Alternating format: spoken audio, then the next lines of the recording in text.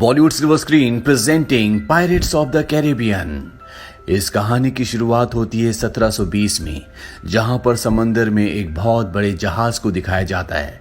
इस जहाज में एक लड़की होती है जिसका नाम होता है एलिजाबेथ। वो समुद्री लुटेरों का गाना गा रही होती है।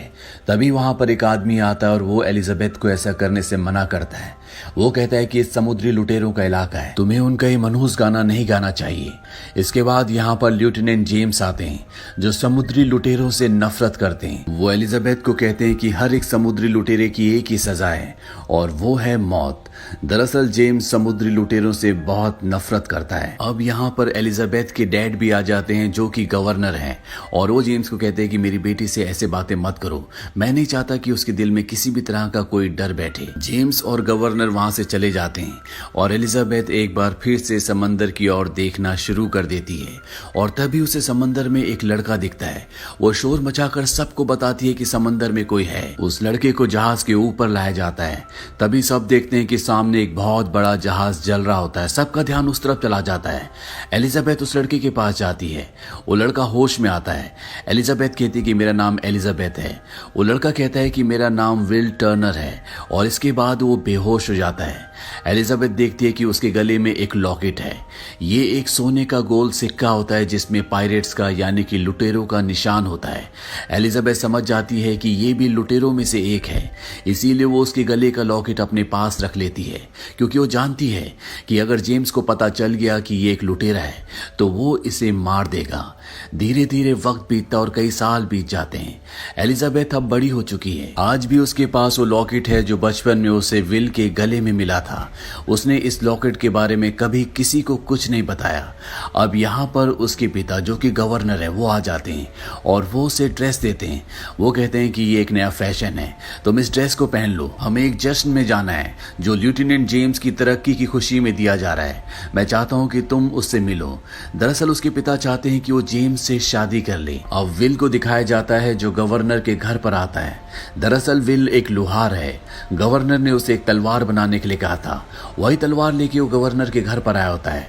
यहाँ पर एलिजाबेथ से उसकी मुलाकात होती है। एलिजाबेथ विल को देखकर बहुत खुश होती है, पर उसके डैड नहीं चाहते कि वो विल से दोस्ती बढ़ाए, इसीलिए उसके डैड उसे लेकर जश्न के लिए निकल पड़ते हैं। वहीं दूसरी तरफ समंदर में हमें जैक स्पैरो को दिखाया जाता है जो पोर्ट रॉयल की बंदरगाह पर अपनी कश्ती रोकता है। वहां पर एक आदमी आता है और जैक स्पैरो को कहता है कि पोर्ट रॉयल की बंदरगाह पर अपनी कश्ती बांधने का एक चांदी का सिक्का लगता है। जैक स्पैरो उसके पास आता है और उसे 3 चांदी के सिक्के देता है और कहता है कि मेरा नाम भूल जाओ। जैक स्पैरो यहाँ से एक पानी के जहाज में जाता है। तभी वहां पर 2 सिपाही आ जाते हैं। वो सिपाही जैक स्पैरो से पूछते हैं कि तुम यहाँ पर क्या कर रहे हो। जैक स्पैरो कहता है कि मैं इस पानी के जहाज को चुराने के लिए आया हूँ। सिपाही उसकी बात पर विश्वास नहीं करते। वहीं किले के ऊपर दिखाया जाता है कि एलिजाबेथ और लेफ्टिनेंट जेम्स एक साथ है। लेफ्टिनेंट जेम्स अपने प्यार का इजहार कर रहे होते हैं, लेकिन एलिजाबेथ की ड्रेस इतनी टाइट होती है कि उसे सफोकेशन होना शुरू हो जाती है और वो बेहोश होकर किले की ऊंची दीवार से समंदर में गिर जाती है। एलिजाबेथ के गले में विल का सोने का वो लॉकेट भी होता है जिस पर पायरेट्स का यानी कि समुद्री लुटेरों का निशान है और जब वो सोने का लॉकेट समंदर के स्पर्श में आता है तो उससे एक अजीब सी वाइब्रेशन, एक गूंज निकलती है जो दूर दूर तक फैल जाती है। वहीं जैक स्पैरो ने एलिजाबेथ को पानी में गिरते हुए देख लिया होता है। वो उसे बचाने के लिए पानी में कूद जाता है और जब वो उसे पानी से बाहर लाता है तो वो देखता है कि उसके गले में सोने का पायरेट्स का लॉकेट है। वो उससे पूछता है कि तुम्हारे गले में लॉकेट कहां से आया, पर इससे पहले कि वो जवाब देती, यहाँ पर जेम्स, उसके सिपाही और एलिजाबेथ के पिता आ जाते हैं। जेम्स के सिपाही जैक स्पैरो को बंदूक की नोक पर ले लेते हैं और एलिजाबेथ कहती है कि इसने मेरी जान बचाई है, तुम्हें इसे छोड़ना होगा। पर जेम्स उसके हाथ में पायरेट्स का निशान देख लेता है। वो कहता है कि तुम एक पायरेट हो। जेम्स पायरेट से नफरत करता है, इसीलिए जैक को बंदी बना लेता है। पर जैक बड़ी चालाकी से एलिजाबेथ को गन पॉइंट पर ले लेता है और यहाँ से भाग जाता है। हालांकि सिपाही उसका पीछा भी करते हैं, पर जैक बड़ी बहादुरी और चालाकी से यहाँ से निकल जाता है। यहाँ से निकलकर वो एक लोहार की दुकान में जाता है जहाँ पर वो अपनी हथकड़ियां काटने की कोशिश करता है। ये लोहार की दुकान विल की होती है। विल वहां पर आ जाता है। विल और जैक स्पैरो के बीच में तलवारबाजी होती है। जैक स्पैरो और विल दोनों ही बहुत ही शानदार तलवारबाज होते हैं, पर तभी यहाँ पर सैनिक आ जाते हैं और वो जैक स्पैरो को पकड़कर जेल में डाल देते हैं। वहीं रात को दिखाया जाता है कि समुद्री लुटेरों का सबसे बड़ा जहाज, जिसे ब्लैक पर्ल कहा जाता है, वो यहाँ तक पहुंच जाता है। दरअसल एलिजाबेथ के पानी में गिरने के बाद उसके गले में पायरेट्स के सोने के सिक्के से जो वाइब्रेशन निकली थी, उस वाइब्रेशन और गूंज से ब्लैक पर्ल जहाज के लुटेरों को पोर्ट रॉयल का पता चल गया होता है। वो इस पूरी जगह पर हमला कर देते हैं, साथ ही उस कमरे तक भी पहुंच जाते हैं जहां पर एलिजाबेथ छुपी होती है। एक पायरेट कहता है कि तुम्हारे पास हमारी एक अमानत है, वो सोने का सिक्का हमें चाहिए। वो एलिजाबेथ को ढूंढ लेते हैं और इससे पहले कि वो एलिजाबेथ को मारते, एलिजाबेथ कहती कि मैं तुम्हारे सरदार से बात करना चाहती हूँ। ये पायरेट्स का एक रूल है, अगर कोई उनके सरदार से बातचीत करना चाहे तो इसकी इजाजत उसे होती है। इसीलिए वो एलिजाबेथ को अपने साथ बंदी बनाकर ले जाते हैं। अगली सुबह विल को जब पता चलता है कि पायरेट्स एलिजाबेथ को अपने साथ बंदी बनाकर ले गए, तो वो एलिजाबेथ के पिता और जेम्स के पास जाता है। वो उन्हें कहता है कि हमें कुछ करना चाहिए, पर विल की बात को नहीं सुना जाता क्योंकि वो एक लोहार है। तभी यहाँ पर एक सैनिक कहता है कि कल जैक स्पैरो ब्लैक पर्ल जहाज के बारे में बात कर रहा था जो एलिजाबेथ को अगवा करके ले गए हैं। विल ये सुनने के बाद जैक स्पैरो के पास जाता है और वो कहता है कि हमें एलिजाबेथ को बचाना है, तुम मेरी मदद करो। बदले में मैं न सिर्फ तुम्हें यहाँ से छुड़ाऊंगा बल्कि तुम्हें एक सुरक्षित जगह तक पहुंचा भी दूंगा। यहाँ पर जैक स्पैरो को जब विल का पूरा नाम पता चलता है कि उसका नाम विल टर्नर है, तो वो समझ जाता है कि विल और कोई नहीं बल्कि बूटस्ट्रैप टर्नर, जो कि पायरेट्स का एक सदस्य था, उसी का बेटा है। विल जैक को जेल से निकाल देता है और ये दोनों एक कश्ती के नीचे छुपकर एक बहुत बड़े जहाज के ऊपर पहुंच जाते हैं जिसका नाम डॉन्टलेस है। जेम्स जब देखता है कि जैक और विल उनका जहाज चुराने वाले हैं, तो वो अपने सभी सैनिकों को उस जहाज के ऊपर भेज देता है, पर ये जैक स्पैरो की एक चाल होती है। जब जेम्स के सभी सैनिक डॉन्टलेस जहाज पर आते हैं, तो जैक और विल सामने एक दूसरे जहाज पर चले जाते हैं जिसका नाम इंटरसेप्टर होता है। ये एक बहुत तेज जहाज है और ये दोनों की दोनों जेम्स की आंखों के आगे इस जहाज को लेकर यहाँ से निकल जाते हैं। रास्ते में विल जैक स्पैरो से पूछता है कि मेरा नाम सुनने के बाद तुम मेरी मदद करने के लिए तैयार क्यों हो गए। यहाँ पर जैक स्पैरो उसे उसकी जिंदगी की सच्चाई बता देता है। वो कहता है कि तुम किसी लोहार के बेटे नहीं हो बल्कि एक समुद्री लुटेरे के बेटे हो। तुम्हारे पिता का नाम था बूटस्ट्रैप टर्नर।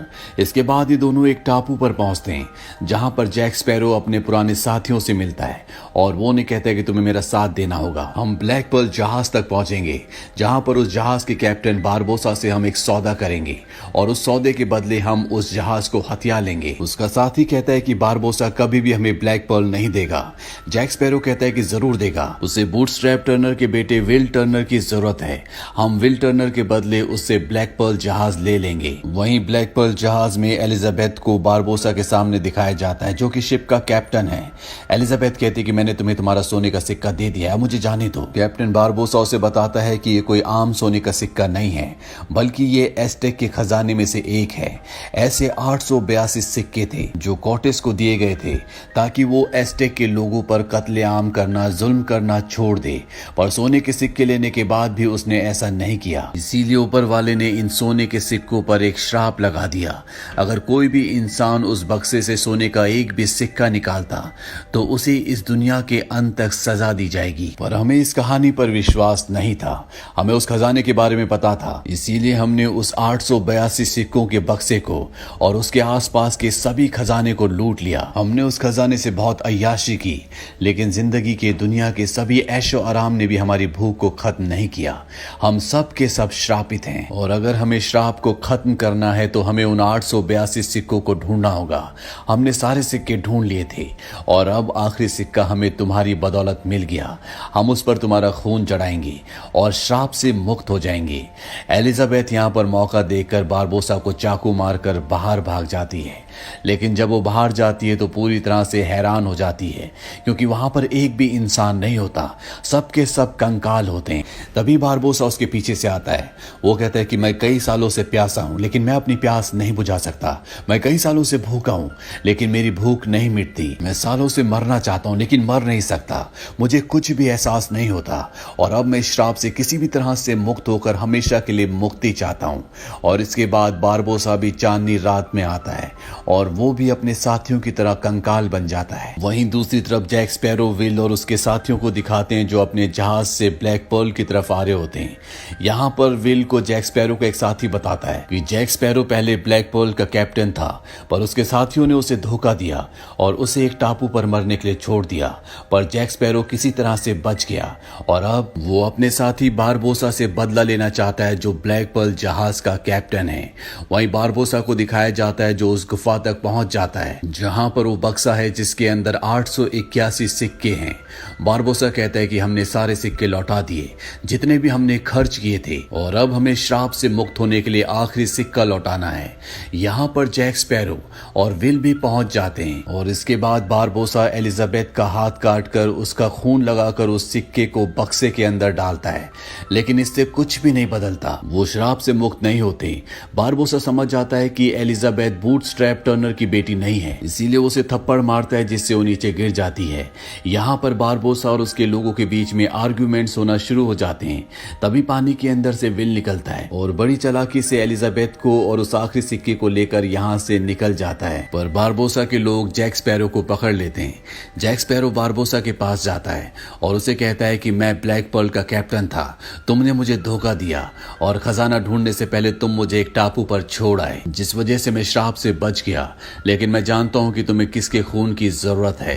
अगर तुम चाहो तो उस आदमी को मैं तुम तक पहुंचा सकता हूँ। तभी बारबोसा का आदमी आता है और वो बारबोसा को कहता है कि हम इंटरसेप्टर जहाज तक पहुंचने वाले हैं जिसमें एलिजाबेथ और वो इंसान है जिसका खून हमें चाहिए। जैक स्पैरो कहता है कि अगर तुम चाहो तो प्यार से मैं उस आदमी को तुम तक ला सकता हूँ। बारबोसा कहता है कि इसे बंदी बना लो और अब वो इंटरसेप्टर जहाज की तरफ तेजी से बढ़ना शुरू कर देते हैं। वहीं इंटरसेप्टर जहाज पर दिखाया जाता है कि एलिजाबेथ और विल, जो कि अब जानता है कि बारबोसा को उसके खून की जरूरत है, उसके पिता एक पायरेट थे, वो दोनों अपने जहाज को ब्लैक पर्ल से बचाने की कोशिश करते हैं, पर पूरी कोशिश के बाद भी वो नाकामयाब रहते हैं। बारबोसा इन सबको बंदी बना लेता है। अब उसे पता है कि बूटस्ट्रैप टर्नर का बेटा विल टर्नर है जो कि अब उनके कब्जे में है। इसके बाद बारबोसा सबसे पहले एलिजाबेथ को जहाज से पानी में फेंक देता है। इसके बाद वो जैक स्पैरो से कहता है कि तुम इस जगह को शायद भूल गए, ये वही आइलैंड है जहां पिछली बार हमने तुम्हें छोड़ा था, पर इस बार तुम बचकर नहीं निकल पाओगे। और वो जैक स्पैरो को भी पानी में फेंक देता है। अब जैक और एलिजाबेथ एक बार फिर से उसी टापू में फंस जाते हैं। यहाँ पर जैक की दारू भी होती है जिसे एलिजाबेथ अगले दिन जला देती है। आग की लपटों को देखकर इस तरफ एक दूसरा जहाज आता है और इस जहाज में जेम्स और एलिजाबेथ के पिता होते हैं जो जैक स्पैरो और एलिजाबेथ को उस टापू से निकालकर जहाज पर ले आते हैं। जहाज पर एलिजाबेथ जेम्स से कहती है कि हमें ब्लैक पर्ल जहाज का पीछा करना चाहिए, वहां पर विल है, पर जेम्स नहीं जाना चाहता। पर जब एलिजाबेथ कहती है कि अगर तुम ऐसा करोगे तो मैं तुमसे शादी करूंगी, तो जेम्स उसकी बात मान जाता है और अब उसका विशाल जहाज ब्लैक पर्ल का पीछा करना शुरू कर देता है। ये बहुत जल्द उस जगह तक पहुंच जाते हैं जहां पर ब्लैक पर्ल जहाज होता है। सबके सब समुद्री लुटेरे गुफाओं के अंदर होते हैं जहां पर खजाना है, जहां पर उन्हें आखिरी सिक्का डालना है। जैक स्पैरो जेम्स को कहता है कि मैं गुफाओं के अंदर जाता हूं, वहां मैं बारबोसा को कहूंगा कि तुम अपने आदमियों को कश्तियों से बाहर भेजो और जब पायरेट्स बाहर आएंगे तो तुम उन्हें गोलियों से भून देना। जैक स्पैरो गुफा के अंदर जाता है जहां पर वो देखता है कि जेम्स विल की गर्दन काटने वाला होता है ताकि वो श्राप से मुक्त हो सके, पर जैक स्पैरो उसे ऐसा करने से मना करता है। वो कहता है कि अगर तुम श्राप से मुक्त हो गए तो भी बच नहीं पाओगे क्योंकि बाहर डॉन्टलेस जहाज तुम्हारा इंतजार कर रहा है। श्राप से मुक्त होने के बाद जब तुम आम इंसान बनकर बाहर जाओगे तो जेम्स और उसके सभी सैनिक तुम्हें मार देंगे। तुम्हें बाहर जाकर सबसे पहले डॉन्टलेस जहाज पर अपना कब्जा करना चाहिए। इसके बाद तुम्हारे कब्जे में 2-2 जहाज होंगे। तुम मुझे ब्लैक पर्ल का कैप्टन बना देना, मैं तुम्हारे अंडर हमेशा काम करूंगा और जितने भी जहाजों को मैं लूटूंगा उसका 10% तुम्हें दूंगा। बातों ही बातों में यहाँ पर जैक स्पैरो उसके खजाने से एक सिक्का चुरा लेता है, यानी कि अगर उसने आखिरी सिक्का डाल भी दिया तो भी वो श्राप से मुक्त नहीं होंगे। बारबोसा को जैक की बात सही लगती है और वो अपने सभी पायरेट्स को बाहर भेज देता है जो चांदनी रात में अपने असली रूप में आ जाते हैं, यानी कि सब के सब वो कंकाल होते हैं और वो डॉन्टलेस जहाज के सैनिकों पर हावी होना शुरू हो जाते हैं। वहीं गुफाओं के अंदर दिखाया जाता है कि जैक स्पैरो और विल बारबोसा से लड़ना शुरू कर देते हैं, पर बारबोसा एक इंसान नहीं है, उसे मारा नहीं जा सकता। बारबोसा और जैक की लड़ाई में बारबोसा अपनी तलवार जैक के शरीर के आर पार कर देता है और तभी जैक चांद की रोशनी में जाता है और वो भी एक कंकाल होता है क्योंकि उसने भी उस श्रापित खजाने से एक सिक्का चुराया है, यानी कि अब वो भी श्रापित है, वो भी इन्हीं में से एक है। जैक के पास जो सिक्का होता है वो उस पर अपना खून लगाकर उस सिक्के को विल की तरफ उछालता है। विल उस सिक्के को पकड़ लेता है। तभी यहाँ पर एलिजाबेथ आती है। बारबोसा अपनी गन एलिजाबेथ की तरफ तान देता है। इसके बाद हमें गोली चलने की आवाज आती है। ये गोली जैक स्पैरो ने बारबोसा के ऊपर चलाई होती है। ये वही गोली होती है जो बारबोसा ने जैक को टापू पर छोड़ने से पहले दी थी और जैक स्पैरो इस गोली से बारबोसा को मारना चाहता था। बारबोसा कहता है कि तुमने इस गोली को वेस्ट कर दिया। विल टर्नर कहता है कि नहीं और वो दोनों सिक्कों को उस श्रापित खजाने के बॉक्स में डाल देता है, जिससे सब के सब श्राप से मुक्त हो जाते हैं और बारबोसा जिसकी छाती पर गोली लगी होती है वो अपना दम तोड़ देता है। वहीं डॉन्टलेस जहाज पर जितने भी पायरेट्स होते हैं अब वो आम इंसान बन चुके हैं, इसीलिए वो अपनी हार मान लेते हैं। इसके बाद दिखाया जाता है कि पोर्ट रॉयल में जैक स्पैरो को फांसी दी जा रही होती है।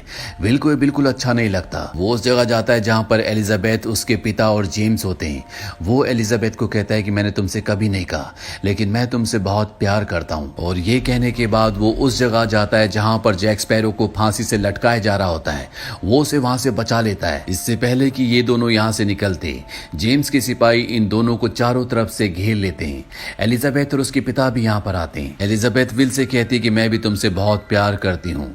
जैक स्पैरो यहाँ पर अपने एक साथी का तोता देख लेता है। वो समझ जाता है कि उसके साथी आसपास ही है, इसीलिए वो किले की ऊंची दीवार से पानी में कूद जाता है और तभी ब्लैक पर्ल जहाज जो कि उसके साथियों के पास है वो समंदर में जैक स्पैरो की तरफ आता हुआ दिखाई देता है जो उसे बचाने के लिए आया है। वहीं किले के ऊपर हमें जेम्स को दिखाया जाता है जो विल को माफ कर देता है। साथ ही एलिजाबेथ के पिता भी विल और एलिजाबेथ की शादी के लिए मान जाते हैं। और अंत में हमें जैक स्पैरो को दिखाया जाता है जो ब्लैक पर्ल जहाज में है। उसके साथ ही उसे ब्लैक पर्ल जहाज का कैप्टन बना देते हैं और इसी के साथ ये फिल्म यहीं पर खत्म हो जाती है। ये फिल्म ईयर 2003 में रिलीज हुई थी। IMDb पर इसकी रेटिंग है 7.7। इस फिल्म का बजट था $140 मिलियन और बॉक्स ऑफिस पर इसने कमाई की थी $654.3 मिलियन की। उम्मीद करते हैं कि ये कहानी आपको पसंद आई होगी।